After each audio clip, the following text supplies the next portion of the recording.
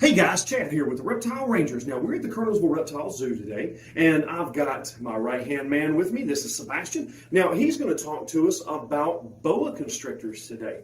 Sebastian, tell us about how these guys are born. There's three different ways of being born in the reptile world. There's viviparous, which is completely live birth. There's ovoviviparous, which is what these are, where mom has eggs inside of her. The babies hatch out of the eggs inside the snake, but then come out live birth. And then there's oviviparous, which is complete egg layer. Absolutely. Now, these guys are constrictors, right? Yes, sir. They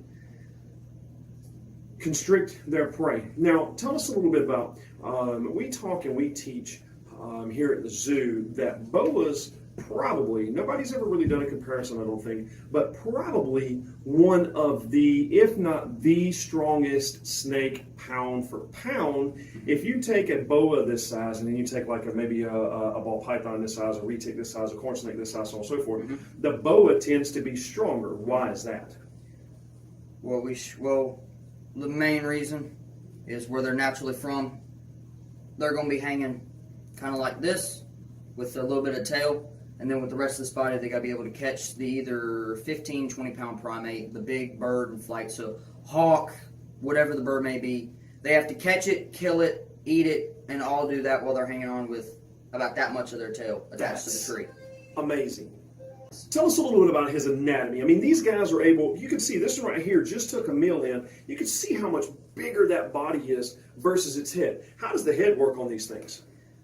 What we do is people will call it elasticity. It's not elastic. It's just they are able to stretch their jaw in such a way. They'll open their mouth about 150 degrees, maybe 160 degrees. So something about like this right here? About like that. All right. And then what they'll do is, in a way, it's not dislocating their jaw. It's just able to be stretched.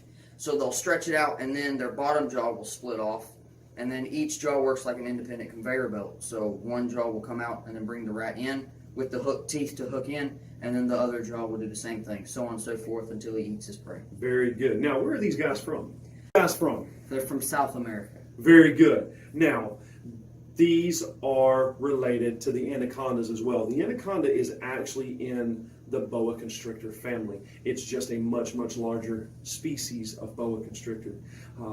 These animals right here are from multiple different localities. Okay, so Sebastian, tell us some of the localities that you know there.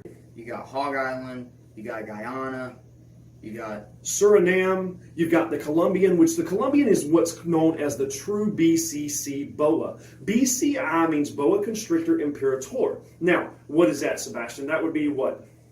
The boa constrictor imperator is basically the mutt of the reptile world. Very good. The way that works is one parent is from the actual locality where they were made. Colombia, right. Colombia. And then the either mom or dad, whichever one it is from somewhere else. Throughout Central South America. Now, what do these guys typically tend to eat? Typically, naturally, they'll eat rats, smaller birds, smaller monkeys. If it is available, they will eat larger monkeys if they're bigger. But most of the time, if food's readily available, it's either birds, rats, different little odds and ends on the forest floor. And think about this too. Also, like the anaconda, anacondas will eat snakes. They will eat smaller boas. They will eat other ones. So boas will eat other snakes when they absolutely have to. Even as babies tend to eat different things such as? They'll eat other snakes, little bugs, feet. When it comes to breeding these guys, breeding for boas, most of the time a good 4-foot male is ready to breed. Typically the females tend to, most of us breeders like to have them at about 6 foot plus. That way they're able to have enough weight and enough fat stores, because unlike ball pythons and Burmese pythons, these guys don't lay eggs after 60 days. They carry the babies for the full 4 months almost, so that's a long time without food. Also with boas, a lot of the times we have to breed them bi-yearly, not yearly, like this little sassy thing right here. They have to be bred every other year because it may take so long to get enough weight back to them that they just are not going to be safely able to produce babies and keep themselves alive and keep the babies healthy like they need to without risking both mom and young. Now, these guys right here are an absolutely amazing, amazing pet. They make great pets. The one thing to remember about boas, a lot like retics, if they're not handled consistently, they will revert back to a wild nature. Ball pythons and Burmese tend to not revert back. They tend to stay, once they're tame and docile, they're always tame and docile. But the boas and the retics do have the tendency of reverting back to an old wild nature if they're not messed with as much. And these guys are absolutely immense. They can become very, very, very large, incredibly strong snakes. Sebastian, typically how long does one tend to get average? Typically, males will get 7.5, 8 feet maybe. Females naturally will get 10 to 11 feet. We have seen them in the wild get up to about 12.5 feet. So males are usually about 3 feet smaller. Look at the size of this thing. This animal is amazing. This is what they can get up to. When we were talking about the size, Sebastian, tell us the size of these things. This is a female at about natural size. She's about 7, maybe 8 feet. So she's still a little small. But this is about the thickness they get. You're looking about softball size.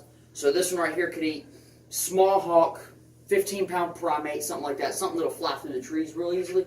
But she can catch it real fast. Big girl. Now, Sebastian, what makes us love these animals so much? One, the size. Most of us here at the zoo like bigger stuff to play with. It's not all the size. Their attitudes are great. They make some of the best pets for snakes. Size is good. It makes a good show pet if you want it in your house. Or here at the zoo, we have this one, which will be on exhibit here soon. She'll be a good show animal. But there's all kinds of reasons to love them. Now, that is boas. These animals are awesome. Look, this animal is amazing. She doesn't want to hurt anybody. And what is she trying to do? She's trying to go up in the jungle. That's where she wants to be. Now, you come check us out, Reptile Rangers on YouTube or reptilerangers.tv. Now, go to that YouTube page, hit that subscribe button, and check us out. We'll either see you at the zoo or we'll see you on the next episode. Later.